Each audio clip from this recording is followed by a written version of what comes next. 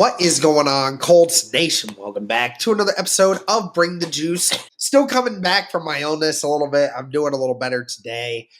But I wanted to bring you guys a quick video talking about this. So Anthony Richardson's agent, according to Jeremy Fowler and such, Derek Jackson met in person with the Colts GM, Chris Ballard, to discuss Richardson's future. A trade was not requested, but the topic was discussed. Now, obviously, a lot of people talked about it. Were the Indianapolis Colts going to, potentially trade Anthony Richardson now that they're obviously going in a different direction with Daniel Jones as a starting quarterback this year? And obviously, the answer to that is we don't know right now, but we saw from what Chris Ballard had to say about Anthony Richardson at his last presser, when asked several times about Anthony Richardson, did implement that there was no interest in trading the young quarterback, and they have hopes that he can still be their future here in the next couple years.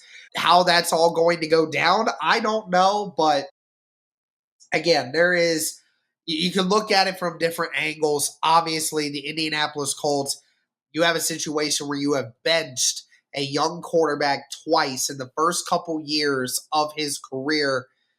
Very rare. I don't know if it's ever happened, but it doesn't really happen often when a guy gets benched twice and still ends up finding his way in the NFL, especially with the team that drafted him. Now, obviously, when you look at it from the other angle, another reason they don't want to get rid of him is, again, Chris Ballard is tied to Anthony Richardson. Again, whether or not people want to believe it or not, most people would agree Anthony Richardson was the quarterback that Ballard was told to pick, or was told, hey, we need to get a quarterback.